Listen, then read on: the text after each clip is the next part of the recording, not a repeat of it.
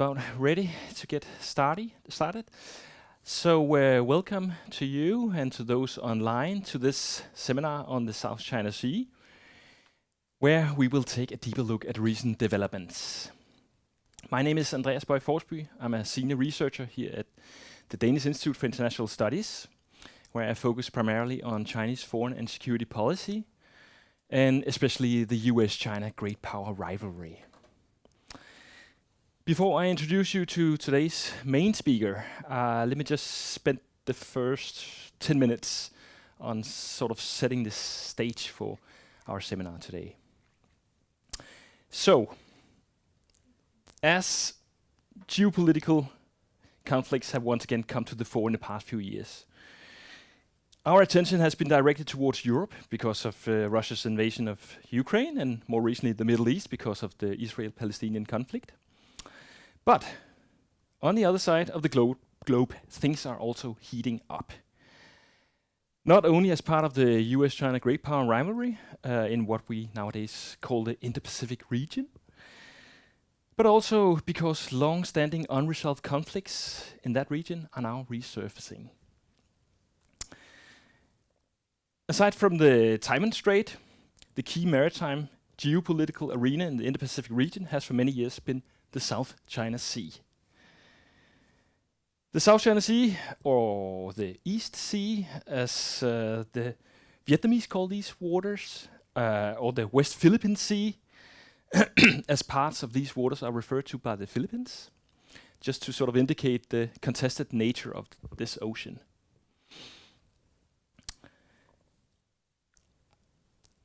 But let's just stick to standard terminology for today's purposes. Yes, as most of you are probably aware of, the waters in the South China Sea have been quite choppy this year, and in particular since August. Just to give you a few examples, this past week we saw a collision incident near the second Thomas Shoal, where a flotilla of Chinese Coast Guard vessels physically blocked a Philippine replenishment ship from reaching a Philippine outpost located on a ship that's been grounded on the second Thomas Shoal. And last month, the Chinese attempted to prevent Philippine fishers from gaining access to a lagoon in the Scarborough Shoal by installing a floating barrier that was subsequently removed by the Philippine Coast Guard in what they called a special operation. And as tensions grow, the US government has felt the need to announce, or rather reiterate, that the US-Philippines Mutual Defense Treaty applies to any kind of armed conflict in the South China Sea, also concerning or with respect to Coast Guard vessels. So, yeah. If we zoom out, there are basically two main drivers behind the conflicts in the South China Sea. See there. On the one hand, we have a set of maritime and territorial disputes between 6 coastal states: China, Vietnam, Malaysia, Brunei, Philippines, and Taiwan. Since China back in the 1970s took control of all the island features in the Paracels group, these disputes have largely revolved around the Spratly Island group. In the Spratlys, especially Vietnam and the Philippines have enjoyed a strong presence for decades, while China has gained a strategic foothold more recently in the mid-2010s by establishing 7 artificial islands.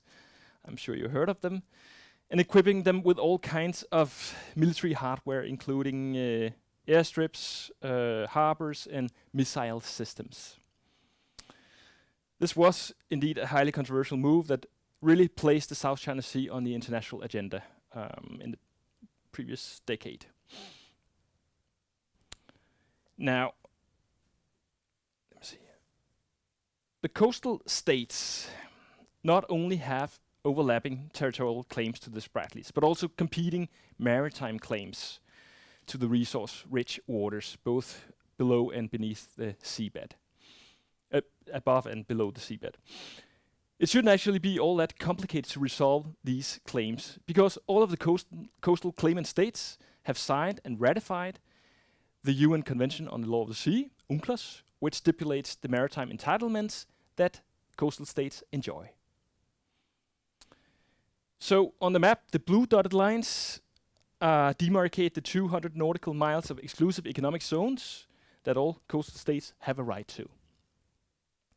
Indeed, the Permanent Court of Arbitration in Hague issued a landmark ruling in 2016 stating that none of the land features in the South China Sea, be it shoals, reefs, rocks, or islets, generate or are large enough to generate more than 12 nautical miles of territorial waters, which therefore leaves the coastal states in control of most of their exclusive economic zone. However, the PRC, the People's Republic of China, claims to enjoy special historical rights to around 90% of the South China Sea, demarcated on the map with the red 9-dashed line. And these rights allegedly trump the UNCLOS according to the Chinese. So here's the problem. And by the way, Beijing has flatly rejected the ruling from the Permanent Court of Arbitration as, and I quote the Chinese, null and void. So the other main driver behind the disputes in the South China Sea is the deepening US-China great power rivalry. The US, of course, is not a direct part of the territorial and maritime disputes, but it enters into the conflictual equation in at least 3 ways. First, it regularly challenges, notably China's maritime claims in the South China Sea, especially around its artificial islands, by staging these so-called freedom of navigation operations, FONOPs. Secondly, Washington closely monitors China's military modernization in the South China Sea and conducts a growing number of military exercises with its partners in the region. Thirdly, the US offers military assistance and maritime capacity building, especially to the Philippines, one of the main claimant states.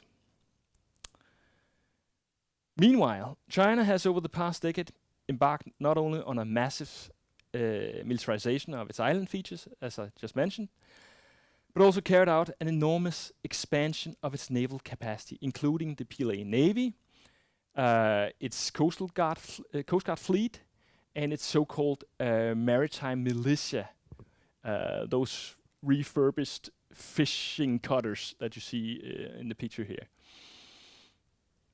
And China is using these naval capacities assertively to harass the other coastal states and gradually extend its control over the South China Sea.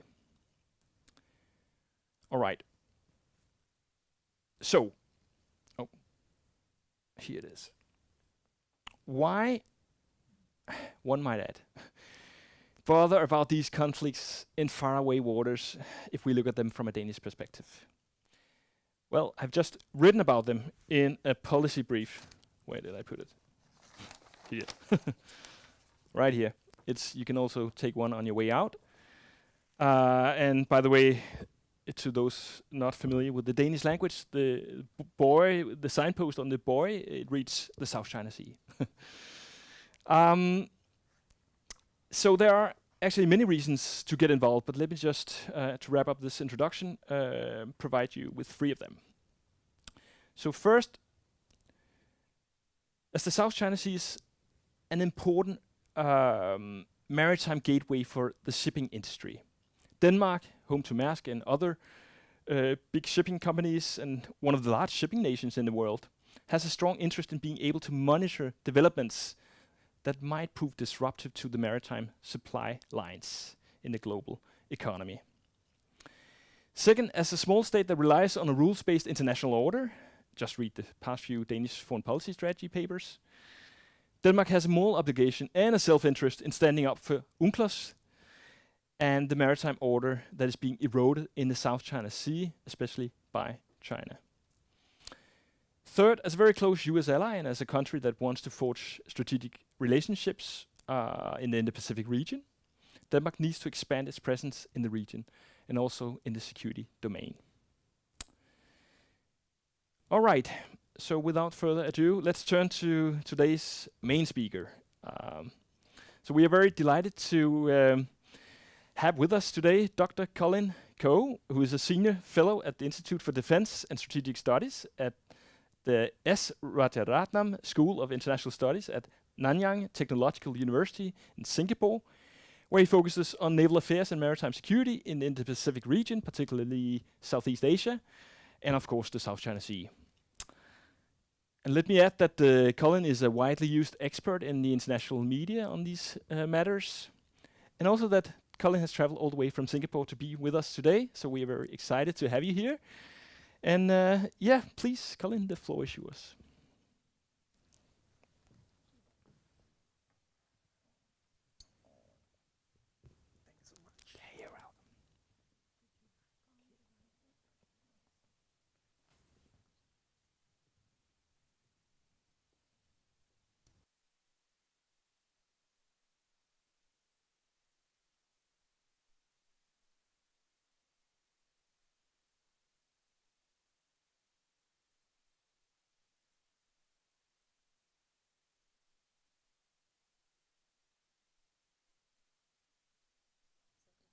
Hello.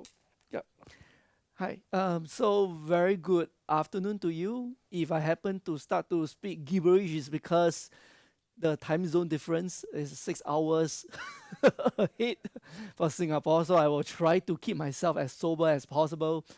First of all, allow me to thank Andres for the very kind introduction and reaching out to me and bring me all over here from Singapore to Copenhagen.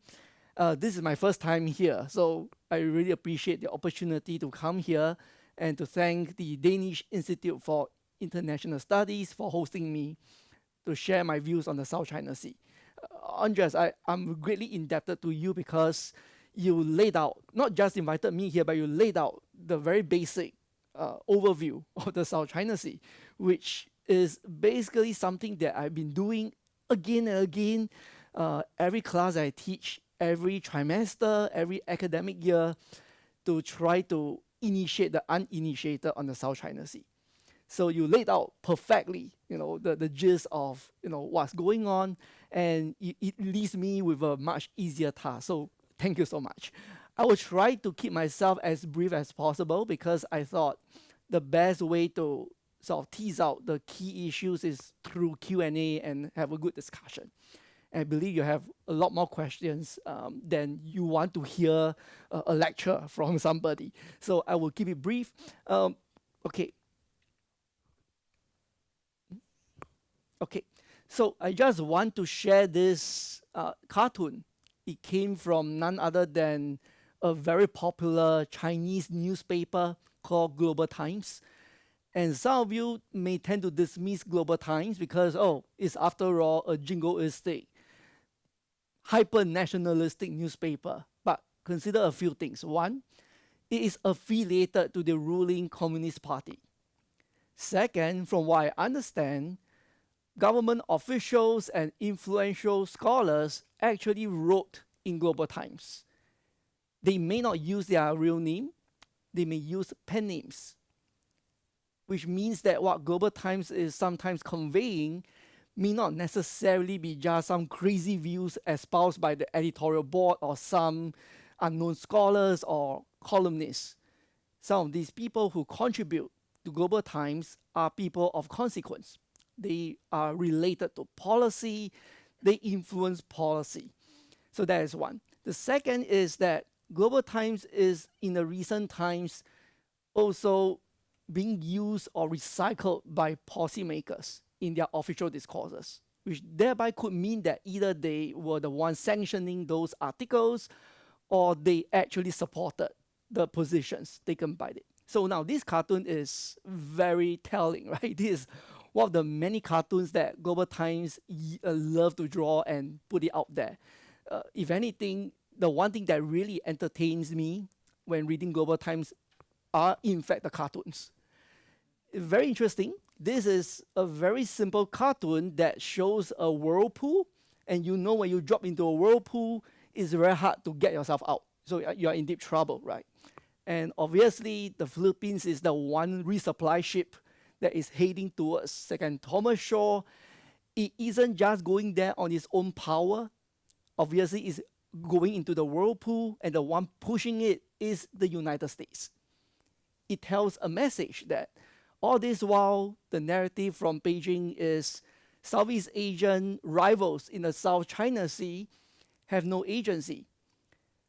Everything has been good is because the United States is the one pushing them from behind and forcing them or even cajoling them to make trouble. So this argument is problematic, speaking from a Southeast Asian perspective, because on the one hand, it is kind of insulting, because it seems to mean that Southeast Asian countries are just puppets. They have no agency.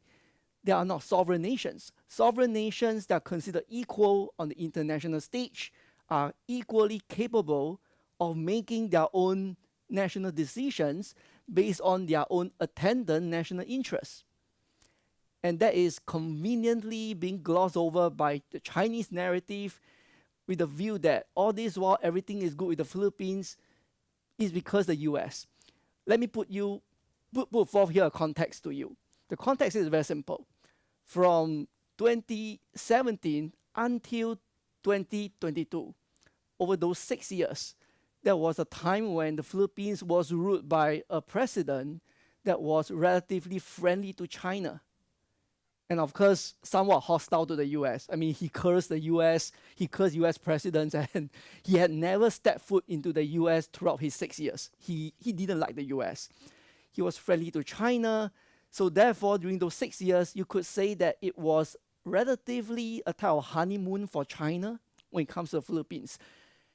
Despite all the good, warm relations that were portrayed over those 6 years, the undercurrent of discontent has been in the making. Consistently, even though then President Duterte was considered a popular president, he was graded highly throughout the years of public surveys in the Philippines on things like the economics, on things like counter-drug issue, on things like law and order. But there's one thing that Duterte didn't score very well, was his foreign policy towards China. And of course, by the extension, his policy in handling the South China Sea issues with China, that has consistently scored lowly, right? So it's very clear that while the people were happy with the way he dealt with economic issues and social issues, they are not happy with the way the South China Sea issues were being dealt with. The then President Duterte called himself the chief architect of the Philippine foreign policy. So therefore, he decided that he called the shots when it comes to dealing with China, even as some of those decisions could be very controversial. So now you have a new president, Marcos Jr. He was very different. And suffice to say is that Beijing didn't seem to be very used to a new president. But then again, it seems to betray the very fact that all this while the attendant structural factors that pit the Philippines against China has always been there. Another context to share with you is that all this while, it's true that the US has been encouraging the various Southeast Asian, South China Sea countries to stand up for their rights. It has been something that has been ongoing. In a way, the Chinese narrative may not be wrong, but you can have the US pushing you, but it's a matter of whether you have to act on it or not. There's agency, right?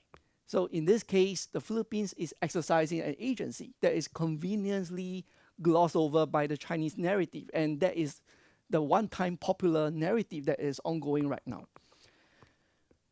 I just want to highlight to you that is not just the Philippines. For other countries around the South China Sea, in the case of Malaysia, right? This is an AIS tracker for ships, and since around 2013 until now, the Chinese will have maintained a rather permanent Coast Guard presence of Sarawak. So this is Sarawak, in fact. So, and if you look at this red symbol here, this is the position of the Coast Guard vessel from China that is permanently stationed there on rotation. Usually they will stay there for around 1 month or so. If they need to go for any emergency replenishment or any emergency repair, it doesn't have to go back to mainland China. Or it has to do, like what Andres has shared earlier, is to make use of the artificial islands nearby as a stopover. So it makes it easier to maintain presence and project force. Think about it. Between Malaysia and China, there is a contested feature called James Shoal. James Shoal is the southernmost feature that is claimed under the 9-dash line. From James Shoal to Woody Island, which is part of the Paracel Islands that is now occupied by China, it is 1,400 kilometers in distance. So if you want to go back to Woody Island for repairs and all that, it's going to take some time, right? But if you are going to do that in the spread lease, which is further south and somewhere close to where you are going to be on station, it makes it way easier, right? So for the Malaysians, they don't just sit there and say, okay, I have no agency, so I let the Chinese rule over me. That's not true. This is a typical scene of the Chinese Coast Guard vessel that is out there at this feature called South Luconia Shore, which was marked on the map earlier. And typically, the Malaysians will have a Coast Guard vessel or even a Navy vessel that will be somewhere around monitoring the Chinese vessel. The only thing that differs here is the Chinese have what we call staying power. They have more persistent presence around the feature. The Malaysians don't.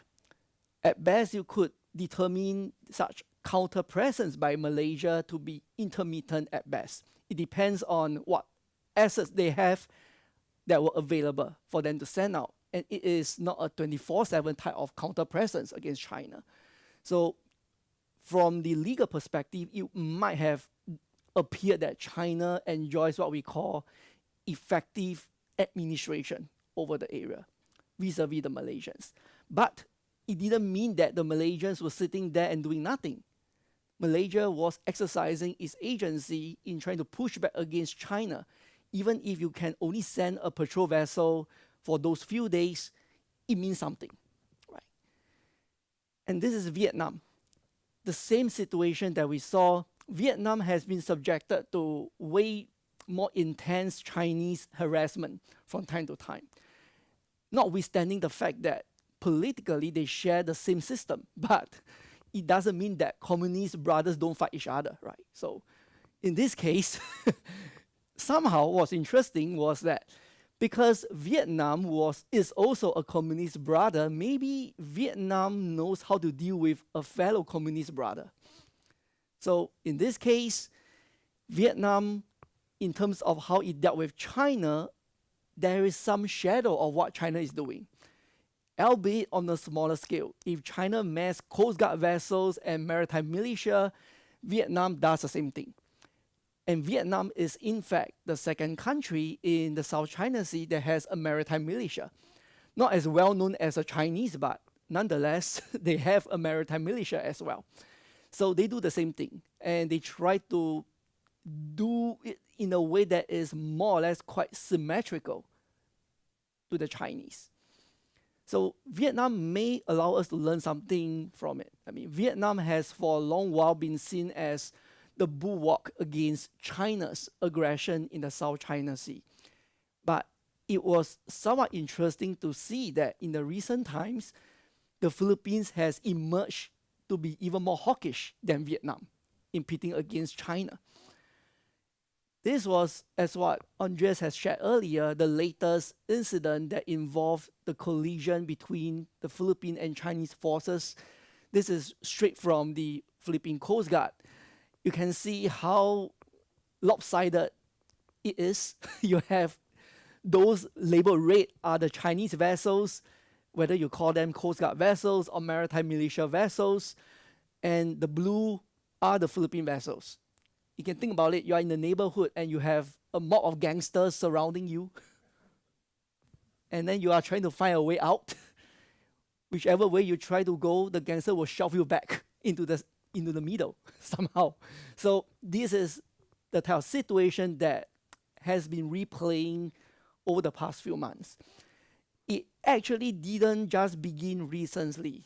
In fact, some will trace everything back to February this year with the laser pointing incident that took place near the same feature, Second Thomas Shoal. And in this case, it was the Chinese Coast Guard vessel that was pictured here. This picture was from the Philippine Coast Guard. And the Philippine Coast Guard vessel was being shown upon by laser. It's a military-grade laser, and it temporarily blinded the crew on the Philippine Coast Guard vessel. This was the second instance of such use of a military-grade laser. The first that was reported in 2022 was in fact not really reported. It was documented by the Filipinos, but it was being completely covered up until the second one took place in February this year. Then the Philippine Coast Guard said, oh, it's not the first time. It was in fact the second time. The first time we didn't report it. But now it has reached a point where it starts to become very concerning that the Chinese were using increasingly more assertive methods. And the Chinese was even more interesting. They came up with an explanation that, oh, that is not a military-grade laser. It's just a small handheld laser. I was like, you can't have a small handheld laser with such intensity coming from the ship. That's one. They say, oh, we are using a speed camera to try to document the speed and the course of the Coast Guard vessel from the Philippine side. Not very convincing either. But the Chinese were trying to counter the narrative that they were the aggressor. What we see here in the recent times is none other than also a warfare of narratives. A narrative between the Philippines and China with the US involved somewhat. If you want to trace it back earlier, it wasn't in fact the laser pointing incident in February. It was way longer than that. Whitsun Reef standoff between the Filipinos and the Chinese took place in early 2021. And there was a time when then President Duterte was still the leader of the Philippines. And it was interesting because this particular incident saw unprecedented boat swarming from the Chinese, because prior to that, the Chinese were doing boat swarming every now and then. But this one was particularly interesting because of the intensity and also because domestically, then President Duterte was facing quite a bit of pressure from the public, and to the point that he even had to rescind his decision to scrap the visiting forces agreement with the US. He would have loved to scrap it because he didn't like the Americans, but somehow he had to retract his decision, largely because there were concerns within Manila amongst the policy elites that if you scrap it now, you send a wrong signal to China to ramp up their aggression. You need to keep the VFA with the Americans to deter the Chinese. So that was the prevailing argument. And the decision that was made was somewhat correct, because when Duterte stepped down as president, he left no bad legacy for the current president. That in fact paved the way for the current president to pursue much deeper cooperation with the US. As what we saw in the recent times with the Enhanced Defense Cooperation Agreement and on the sites that were chosen to ramp up American military presence. Now, this is a very typical scene that we will be quite familiar with coming from the South China Sea. Typically, it will be a Coast Guard vessel. The one on the left is a Chinese Coast Guard vessel, and the one on the right is a maritime militia vessel. Not all of these maritime militia vessels are considered fishing vessels because they lack certain things like fishing nets and whatnot. And it's interesting, right? I mean, you have these purportedly fishing vessel, but it has no nets on it. And in fact, their operations have been ongoing for some time. Just one interesting context for you for the maritime militia. Most of them are full-time fishermen, right? And when they're out there at sea, they don't wear uniform. They wear uniform usually for parades and for inspections and for their monthly or some form of a refresher training during the time when there was a fishing ban in the area. Then they will go for training. But otherwise, the fishermen usually tend to look very innocuous. Some earlier years back, around 2013, 2017, the Filipinos caught some Chinese fishermen, and what they found was interesting. A number of those fishermen didn't look like fishermen. Usually, fishermen have very leathered skin, dark leathered skin, because they were exposed to the sun, they do very hard work. But a number of these people on the ship, the Chinese ships, were very fair, like me, very fair, smooth hands. And they uncovered maps, military-grade equipment on those ships. They were conducting all sorts of missions there, reconnaissance mission, mapping missions, survey missions, whatever you call that. And some of them, in fact, engage in what we call illegal activities as well. So they also engage in some form of wildlife trafficking. It was interesting because if you have a fishing vessel, you can do many things. Drug trafficking, wildlife trafficking is very prevalent in Southeast Asia. So in this case, it makes it very difficult for maritime forces in Southeast Asia to deal with them. Because if you deal with them harshly, there could be a potential diplomatic blowback upon you. So what we call gray zone activities is a real concern. Many of those policymakers I spoke to and maritime practitioners, those who work in the Navy and Coast Guards I spoke to, highlighted this problem. That how do you ensure that who you are catching is a legitimate maritime militiaman, right? Because it will turn out that he's just a fisherman. And then you will kick up, some sort of a diplomatic firestorm with China if you catch the wrong people. So that is always the problem. That, in a way, paralyzes Southeast Asia responses. So because of that, I think it is right to say that Southeast Asian countries, on the most part, while they do stand up to China, and that is, in fact, calibrated along with their economic interests with China, on the other hand, they do require extra-regional actors to try to hold the fort. Andres talked about FONOPs, and the question has always been, are those FONOPs necessary? Right? When you do FONOP, it is a case of asserting freedom of navigation. Even though if you ask a number of American scholars who dabble in the field, they don't like the term FONOP because it doesn't really capture the gist of the assertion against China's excessive claims. But the question is, are they necessary? Because on the whole, these operations do not compel China to roll back on those activities. And so the question to you, and I believe it could be something we can discuss about, is, are these operations essential? Or are they, in fact, simply redundant? You don't need them at all. And of course, you have the case where a number of navies from outside Southeast Asia will come together to conduct exercises, right? There was one just took place recently, just a few days ago, right after the standoff between China and the Philippines, that was done by Australia, Canada, Japan, New Zealand, and the US. From time to time, the US will bring some friends together to do exercises in the South China Sea. It's not a fixed turnout, in fact. It depends on who has assets, who has a willingness to come. So it is a very loose coalition. And the press release from the Japan Maritime Self-Defense Force made it very clear that it was hinting at the latest standoff between China and the Philippines. It was meant to showcase deterrence. And obviously, Southeast Asian countries, including Indonesia, which was not mentioned by Andreas, because it's not a claimant to the South China Sea dispute, but it is considered a party because China's 9-line claim overlapped into Indonesia's EEZ. But Indonesia has never deemed itself as a claimant because it doesn't recognize the 9-line. Indonesian officials have been asking China, so can you define where the 9-line is? You need to have certain geographical datum, right? You know, give me the geographical coordinates where those lines are so we can sit down and discuss, right?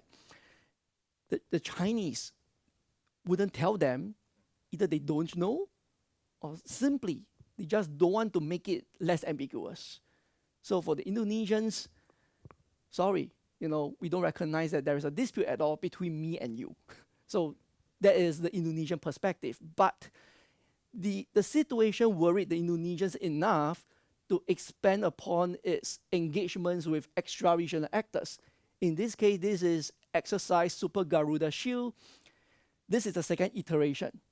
It used to be called Garuda Shield because it was between Indonesia and the US.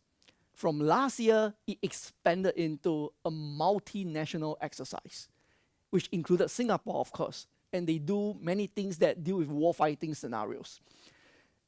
If you ask the Indonesians, what signal are you telling China? They say, no, we are not signaling to China at all. It's bluff. They are, obviously, there is China in mind when they expand upon the exercise and conducting them so close to the Natuna Sea, which they claim to be the EEZ vis-a-vis the Chinese. So they have all these exercises. But my question has always been, for the Chinese, do they care? Right? Because the Indonesians and the other parties will invite, extra-regional actors for exercises, and we have extra-regional actors will conduct their own exercises to deter China. But look, for the Chinese, they don't believe that any of these extra-regional actors have staying power at all. Because for all these exercises you conduct, the Chinese will always position naval assets to monitor you. And they will say that, look, I'm a resident littoral power in the South China Sea. The US isn't. Australia isn't. Japan isn't. Denmark isn't. So, hopefully one day we'll have an Epsilon class ship right out there, but just like what you pictured there, but, then the question would be, how much deterrence can it convey to the Chinese? Because apparently for Beijing, it's not convincing enough. You can conduct these one-time show the flag, muscle flexing exercise for these 1-2 days, then for the rest of the year, you're gone. And they're free to do whatever they want. So my question has always been, beyond deterrence, maybe more could be done in helping Southeast Asian countries assert their agency. For example, through various types of maritime security capacity building programs, helping them improve their maritime domain awareness, helping them build up their legal instruments, helping them to deal with gray zone aggression. That will be my parting shot for this presentation. I apologize for going a bit too long than I expected, but I look forward to your comments and your questions. Thank you so much.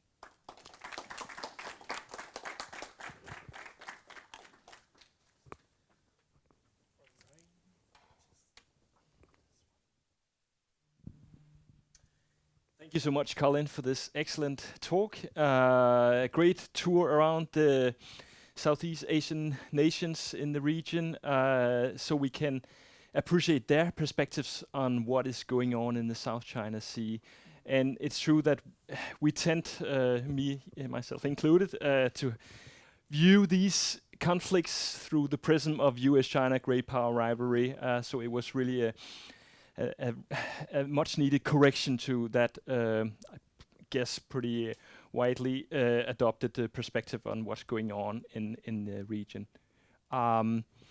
Yes, so this will give us quite some time for the Q&A session. We need to pass around a microphone because we are live streaming. I would also ask you to state your name and professional affiliation before you ask a question, and also try to be relatively brief in stating your questions. But I guess I would exert my prerogative as moderator to perhaps ask the first question myself. Maybe just to follow up on what you were talking about towards the end here. So I think that maybe a decade ago or just 5 years ago, many people were looking at China and saying time is on their side. They were expanding their Navy, Coast Guard versus maritime militia and all that, and also, militarizing their island features. And that would also perhaps explain why the Chinese never really seem too eager to have any real progress on the code of conduct. And maybe you could also update us on what's going on with that code of conduct, because we haven't heard about any progress for a time. But my question here would be, now that the US seems as part of the, sorry, again, I'm reducing things to the US-China great power rivalry, but at least they are paying more attention to the South China Sea as part of that geopolitical game that is also taking place in the region. And I was wondering if the US, it's expanding its own presence in the region. They are staging those military exercises with you're right, it's external partners to the region, but still. And it's also investing in naval capacity building or maritime domain awareness and all that. So I'm just wondering, and by the way, the EU is also doing the same thing, Primario initiative and other initiatives to build up maritime domain awareness. But so is time still on the Chinese side, or is the balance maybe tilting a bit towards the other side if we look at the past 3, 4, 5 years in your perspective? Thank you. Thank you, Andreas. And first of all, I will deal with the second question on the presence. And of course, your question about whether time is still on China's side, given what is already taking place amongst the other Southeast Asian parties in the South China Sea. I mean, of course, it's right to say that the MDA is very useful, right? Because if you think about it, for many decades, Southeast Asian countries with interest in the South China Sea have grossly underinvested in maritime capacity building. Probably with the exception of Vietnam, right? Vietnam has more consistently tried to build up its capabilities, but it has never really reached a point of where China is right now. That asymmetry is systemic. And if you combine all the Southeast Asian countries together in terms of their capacity, you will never match China's. So it is a structural reality that we have to deal with. But it doesn't mean that Southeast Asian countries should just concede and say, okay, we'll concede the ground to China. End of the day, to deal with lawfare, deal with gray zone, is to keep the situation alive.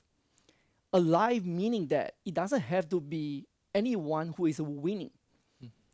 If you are not losing or you are not winning, it doesn't mean that you are necessarily on the losing end, per se, right? In other words, look at what the Philippines is doing right now, is to illuminate what is happening in the South China Sea. For example, in the recent times, in February especially, they were trying to publicize what the Chinese were doing. That actually helped to put the Chinese on the back foot. In fact, that was very useful, right? Because prior to that, the Chinese weren't so used having those videos and images coming out showing that they were very aggressive. Now they are faced with a new normal. My only grouse is, good jobs for the Filipinos. But you have yet to see Malaysia doing that. You have yet to see the Indonesians doing that. The Vietnamese, they were even more unlikely to do that because they want to maintain some form of balance with China. So my question is, have we reached a point where we are saturated with options? Not yet. The issue here is we need to push the other Southeast Asian countries to follow suit. If they could take a lead from what the Filipinos are doing, maybe all together we'll have a much more collective resistance. I mean, maybe the word resistance is a bit too strong, but a collective response to China, right? It may not be a coordinated or joint response, but end of the day, if China is faced with not just the Philippines, but Malaysia, Indonesia, Vietnam, even Brunei, that will put up videos and images of what the Chinese were doing, maybe it will have a much more significant impact on shaping Chinese behavior. At least it keeps them on their toes all the time. So I think that is possible. Going forward, I think it's promising. Now, on your question about the code of conduct, right? In 2018, ASEAN, which is the 10 countries of Southeast Asia, with China agreed upon the single draft negotiating text. If you happen to be interested in it, let me know. I will send you a copy of it because it wasn't supposed to be public, but I have a copy of it. That copy hasn't yet been modified that much, even though this week, in fact, just today, they had the senior officials meeting that they agreed upon to start a third reading of that document. So, in fact, in the ASEAN summit just 1 or 2 months ago, they agreed that they should have a timeline to complete the negotiation. 2026. I was like, okay, timeline again. If you ask me, I don't trust timelines because timelines are meant to be broken. And that was very much a case for ASEAN. They agreed on timelines like, promulgate the code of conduct in 2023. Now it's 2023. Of course, they blame it on COVID-19. Say, COVID-19. We didn't get to talk and all that. I mean, I take that. Okay, but going forward, I don't see the situation as necessarily more conducive for negotiation. Now, think about it. Before COVID-19, there was, in fact, some reservoir of trust or some goodwill between China and the ASEAN countries because from 2016, when there was the peak of the tensions due to the release of the arbitral award, from there, there was attempt by both ASEAN countries and China to try to tamp down tensions. So everything went pretty smoothly. That's why 2018, they adopted the document, right? And before that, they adopted the landmark agreement. So that was then. But 2020, that was a year of COVID-19. We saw China going around poking virtually everyone except Brunei in the eye. That actually undermined confidence and trust. In a way, damage that goodwill between them. And now it was getting worse. So what I'm trying to say is that if we think that before COVID it was tough for the negotiations, now it's even tougher. Okay. It's even tougher. So I won't put my bet that they will get the thing out by 2026. I hope they do. But the question isn't about the time. It's about the document itself. Are we expecting something similar to the declaration that they signed in 2002? Or is it something going to be more robust? I don't place my bet on the second one, in fact. No. So, yeah, I mean, I'm sorry. I mean, this is a chance for me to rant about the code of conduct because honestly, if you ask me, if you can turn the clock back, we shouldn't have the negotiation at all. Yeah, but that's just me. Thank you. So the floor is open for questions, and I think the gentleman down there was quick to raise his hand. Hello, my name is Anas. I am a master's graduate of Asia Studies at KU, and I want to ask you, Colin, how united is ASEAN it seems like there's a lot of countries in ASEAN that has a claim to the South China Sea. How united is ASEAN on this point? Very good question. This is one of the most favorite questions that were being floated around because every now and then when you have the South China Sea flare up, a lot of attention will placed on ASEAN. If you ask Manila, Manila has a very realistic view of ASEAN. For example, Scarborough Shoal, 2012 was the one standoff. 3 months later, ASEAN failed to issue a joint communique for the first time, just because of that. And because ASEAN was seen to be virtually paralyzed over the South China Sea, Manila justified that it has no other choice but to sue China with the PCA. So that was Manila's justification because ASEAN wasn't working the way that it wished it to be. If ASEAN can't do anything to help to mollify China's behavior, then I will bring China to court. Recently, the ASEAN statement that came out from the summit also did not condemn China over the spate of incidents of Second Thomas Shoal. Manila was left disappointed yet again, but unsurprised. So for Manila, it's going to lodge another lawsuit against China. It just came out today, in fact. It's going to lodge another lawsuit against China next year over environmental damage because of coral harvesting and whatnot within its EEZ, or what we call the West Philippine Sea. So we will wait to see whether it actually happens, but it does appear that domestically, Philippines is pushing for it.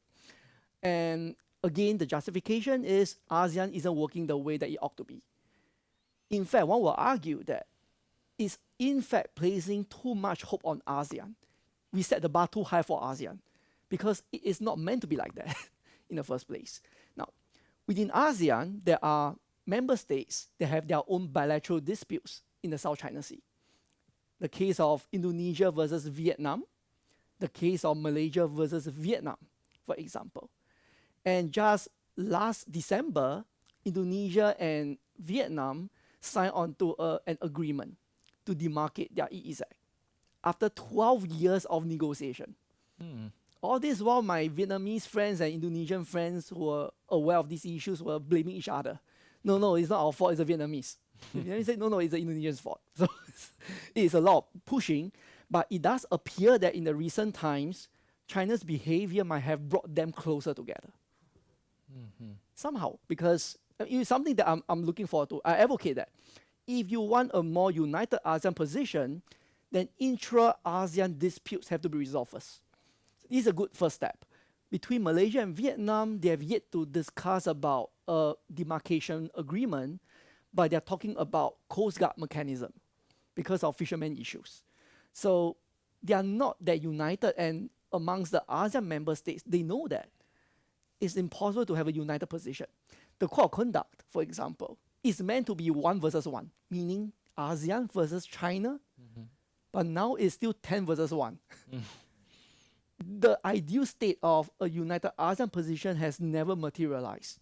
And that is a pipe dream of certain ASEAN policymakers. It will never happen, the way I see it. And what we are likely going to have is groupings of like-minded ASEAN member states that might be able to coordinate their positions, but in public, they're not going to put out a united front against China because it will be costly for them to do that. But behind the scenes, they will try to do that. And China is aware that they're doing that, so China will do its own ways to try to thwart all these ongoing behind the scenes. So to answer your question, you won't have a united ASEAN position. What you'll have is pockets of unity within ASEAN. Okay, thanks. So I think you were next with a question over there. And there are a lot of hands now, so maybe just give someone to short up answers, because I think now we have like 5 more. Otherwise you can explain. Hi, Dwight Robinson, University of Copenhagen. I found it quite interesting that you said that the freedom of navigation operations that the United States is pursuing are very much like muscle flexing.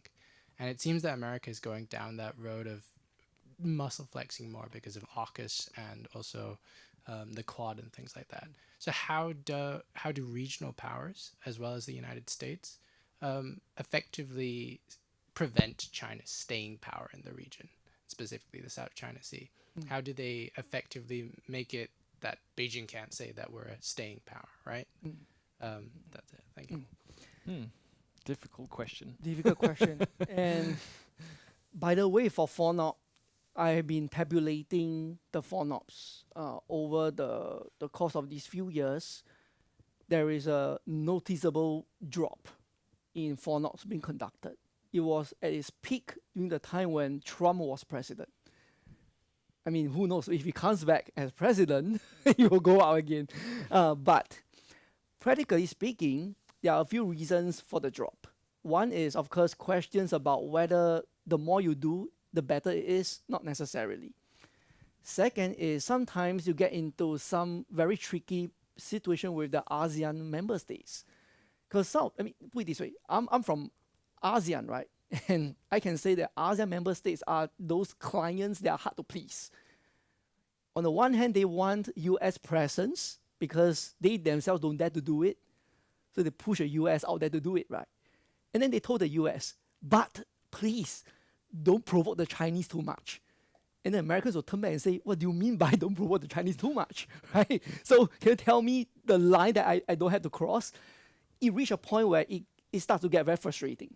right? And sometimes it's thankless. Sometimes you don't get anything but criticisms from some ASEAN policymakers because they want to score brownie points by criticizing the Americans, for example. So it dropped. On the other hand, there is a practical issue. The US Navy is a shadow of itself, of a former self. It can no longer commit assets the way that it used to be in the Cold War period. So there's availability issue as well. So it dropped.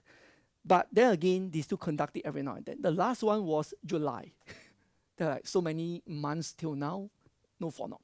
So that might have been the case, but it appears that the US is shifting its attention to coalition activities or alliance activities. Those with former treaty allies and those with partners, like Singapore, for example. We're not allies, but we're partner. And the whole idea here is what Biden administration has been harping about called integrated deterrence.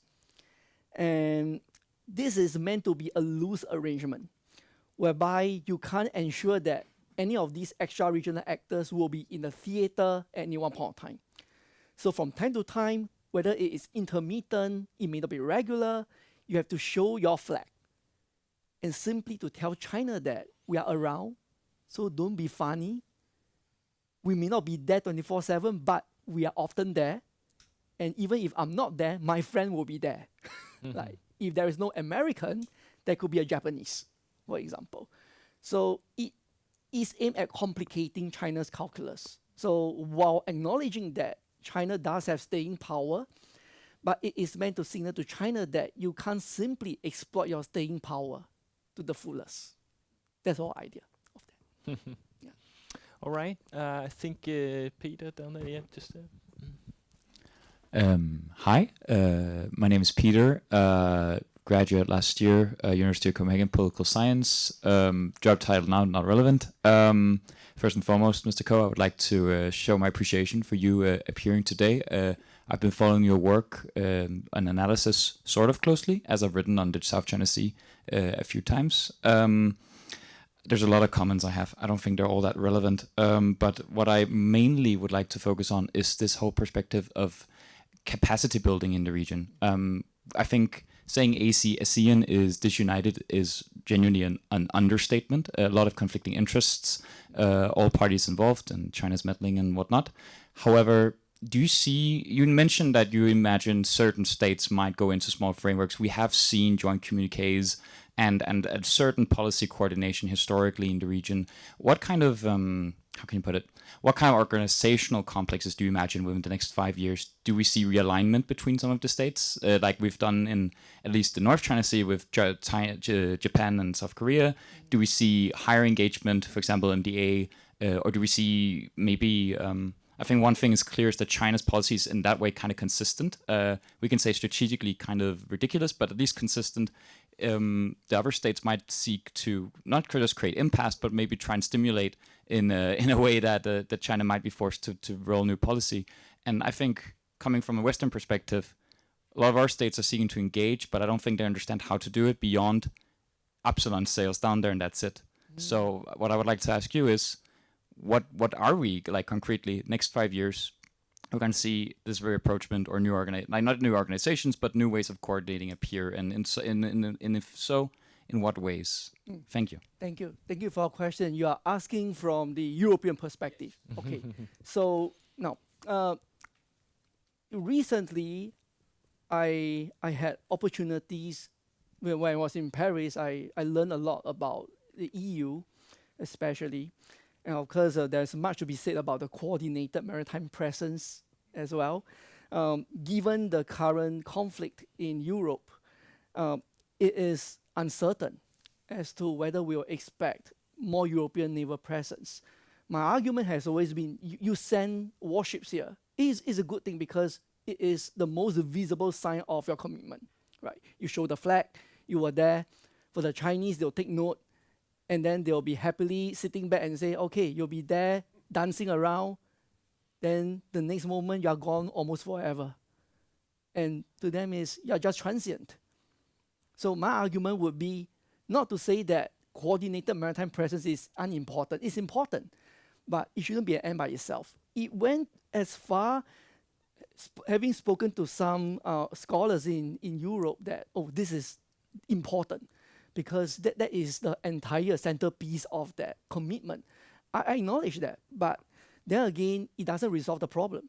The problem has always been that Southeast Asian countries lack capacity. In many ways, how do you track illegal fishing? And sometimes simply not sending a warship, but even providing some very mundane help actually work, and even more effectively. For example, providing vessel monitoring systems, providing satellite-based trackers, for example, and even providing expert advice to the governments in how they will draft their ocean or marine policy. Because the way I see it is, in Southeast Asia, what is very lacking is strategizing. And while it may be low profile and it doesn't necessarily garner you the publicity, but let me just say, it is what matters. And I believe Southeast Asian countries benefit a lot more from this in the long term. End of the day, the only way to cope with China's staying power is to improve the other Chinese rival staying power. And to do that, you need those tools, as mundane as it could be. So in the next 5 years, I think that trajectory ought to be one that focuses on targeted capacity building.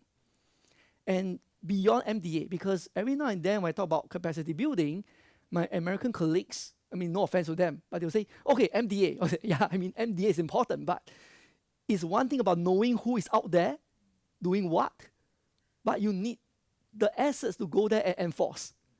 If there's no assets, it is no use, right? At the most, you can take the information and sue somebody in court thereafter. So the way I see it is the EU and European powers like Denmark has a role to play in that.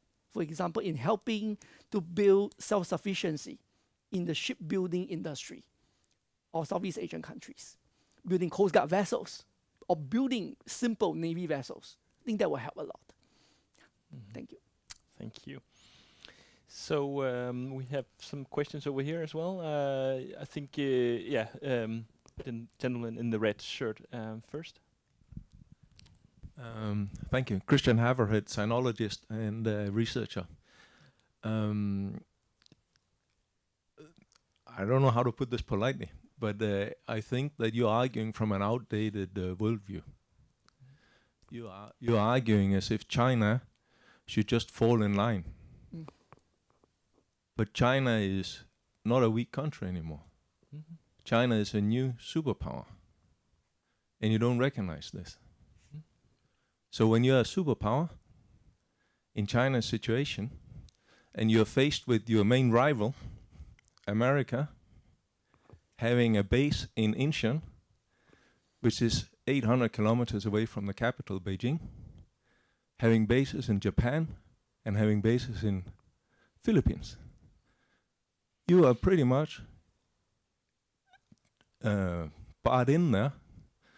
And interestingly enough, you didn't mention that at all. Mm-hmm. You mentioned 3 things that the Americans were doing in the South China Sea, but you failed to mention these bases. Mm-hmm.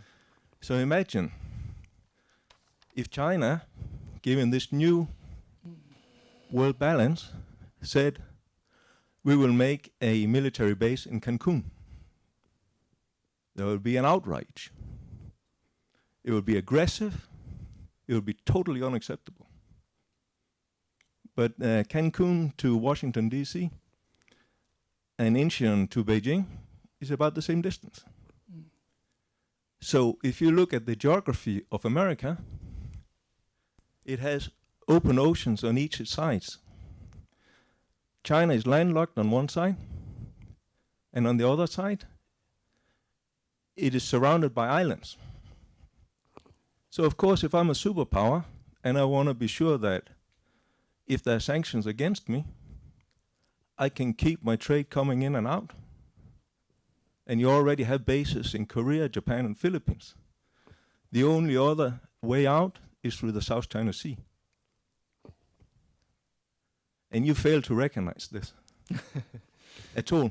So was there a question as well? Yeah, or no. Actually, the question is that I think the way you argue this and you present this is outdated, and you even call the Chinese gangsters Okay. in the behavior. So I think it's we're talking realpolitik, and you don't represent that. Okay, thank you for your comment, at least. So I don't know if maybe just to respond quickly, and you can do it as well. So we are focusing today on the South China Sea. So I recognize that the U.S. is very much present around China, in Japan, in South Korea, in the Philippines, Guam, even Singapore to some extent.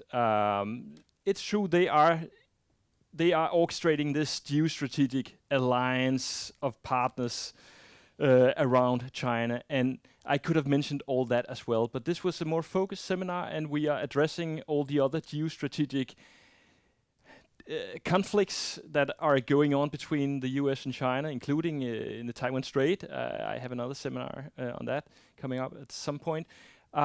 So there was a lot we could focus on today, but I did mention that the US is present with its phone ups, its orchestration of military exercises, and I had a third point that I forgot now, but at least the US Navy was in the region. Doesn't have as much staying power as some would appreciate it as having, but now we're also moving into different ideological perspectives on what the whole situation is like. I don't think China is a superpower, but we can have another discussion about that. They are trying to become one, and I think they have peaked, and that they will have a hard time to compete with the US going forward. But that's a whole different question, and now I will leave the scene to you. It's great to hear your comment, because the more contrarian that it is, it makes for a more interesting debate. Now, I think there's one thing to consider is that bases don't stay for a reason. The Filipinos kicked out the Americans from Subic and Clark. And the reason largely ties in not because the Philippines don't require US security presence, it's because they wanted the Americans to pay, the Americans don't want to pay. It's an economic issue more than anything else. Bases stayed there. Obviously, China felt somewhat insecure, but the argument appeared to be the Russian argument, right? Mm-hmm. That for common security, it means that you have to take into account my security concerns. It's a common security dilemma, right? Then the question to Russia or to China is, why would your neighbors invite another power into the neighborhood to counter you to begin with? Mm-hmm. If you ask the Filipinos, you ask Thailand, you ask the other countries around, they welcome the Americans to come and to exercise. And now the Filipinos were inviting the Americans back, not to set up bases, but to install facilities as well. The question is why? Then maybe from China's perspective is, while the countries welcome China's economic rise, do they necessarily welcome China's rise as a more assertive power? And why would its neighbors invite a distant superpower who has no coastline whatsoever in the South China Sea to come all the way here, devote all the resources and manpower to try to maintain some form of balance of power to begin with? Mm-hmm. So I think that is one. Mm-hmm. Second is it predestined that a great power has to behave as a great power, meaning might against the right, and full stop? Mm-hmm. A great example, India. India had maritime disputes with its smaller neighbors, Bangladesh and Myanmar. In 2008, they came out with an agreement, and that was completely arbitrated by DIIS. DIIS was convened under the auspices of UNCLOS, and it ruled that the disputed tri-junction should be carved out that way. India doesn't like it, but India accepted it. India accepted it and say, there's a ruling. If I have to call myself a great power in the neighborhood, I have to abide by the ruling. If India can do that, why not China? If India could allow the two other countries to bring it to court with DIIS, why wouldn't China agree to go to court and settle out all the dispute? So that's my question, right? Does might means right to begin with? So I don't think that's predestined. As a major power, I think there's a certain decorum that it doesn't mean that because you're strong, you have to bully the weak. Mm-hmm. I mean, that will be my response to you. It is not totally satisfactory, but that's the way I would see it. But thank you so much. It's a very thoughtful, contrarian comment from you, and I deeply appreciate that because it really adds a lot of colors to the discussion. Nice answer. So, Jakob, do you have a final question? Okay, but there's one here in the front row. Sorry, we are running out of time, but I have one final question here. Ian Bowers, Royal Danish Defence College. Thanks, Colin, for a great update on what's going on. I've kind of got two connected questions. One is on you mentioned deterrence a lot, right? They're here to deter. And my question to you is, do you ever get a sense from them on what they're actually deterring? Because it seems to me China's kind of achieved what it needs to do, right? So there's no deterrence to be had here. It's something else. And I think reassurance is a better way of doing it, of framing it. But I'd like to get your sense if you're getting any sense from the Americans what they're actually trying to deter here. And relatedly to that, and to the point you're talking about capacity building, how much of an impact did the withdrawal or the US withdrawal from TPP have on Southeast Asian perceptions of Chinese power? Because you cannot separate the maritime from what's happening on the land.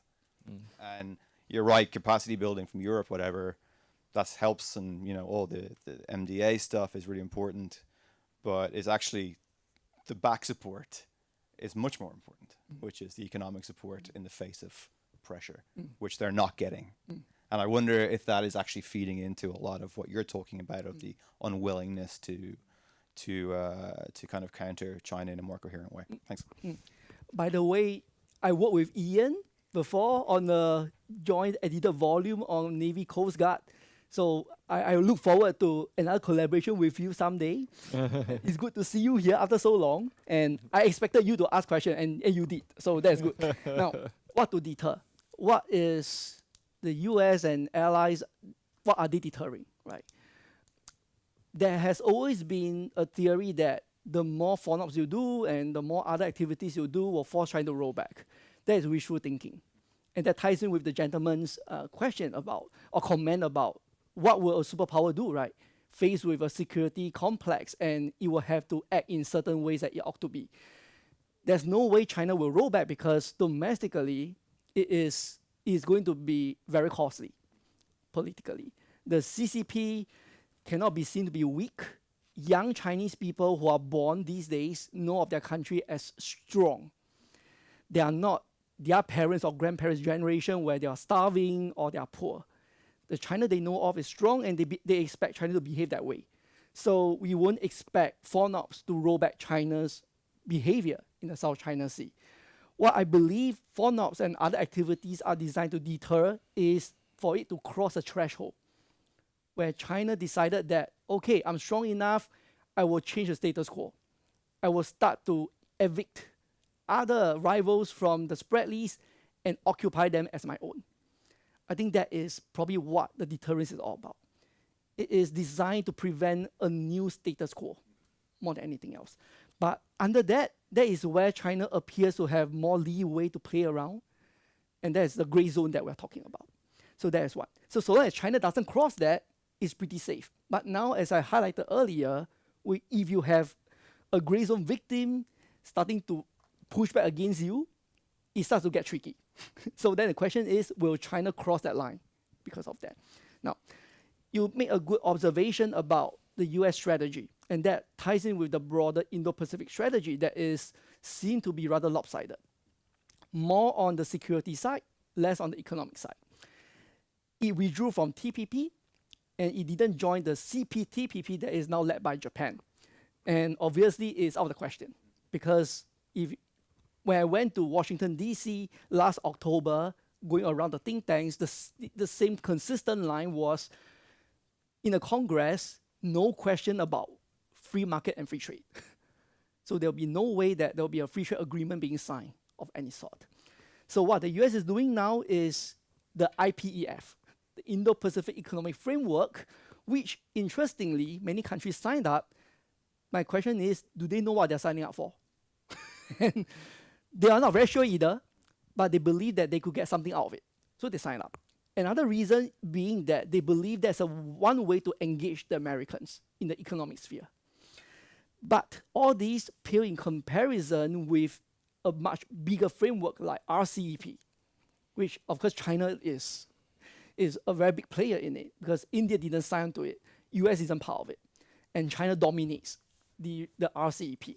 So that is, in fact, the one that seems to guarantee prosperity, because if you look at Southeast Asian statements, they pin more hope on RCEP than IPEF because there's free market access, right? What's this thing about 5G standards and all that when most of our economy is export-oriented and dependent to begin with? You need market. And IPEF doesn't offer that. RCEP offers that. That gives China advantage. My question to my Chinese colleague has always been, it has all the advantages that it ought to have in cultivating very strong ties with Southeast Asian countries. But it chose to behave in certain ways that essentially, which is unfortunately nullified those advantages in a way. So I think this is one area that I believe China still have advantage, which I think our American colleagues will find it very hard to bridge that gap going forward. All right, we have run out of time. I want to thank you all for a very lively debate, a lot of difficult and also intelligent questions along the way. And thank you for coming here today, taking part. And a special thanks, of course, to Colin for coming all the way to Copenhagen and expand our horizon on what's going on in the South China Sea. So yes, we hope to see you soon again here at DIIS. Thank you so much. Thank you so much.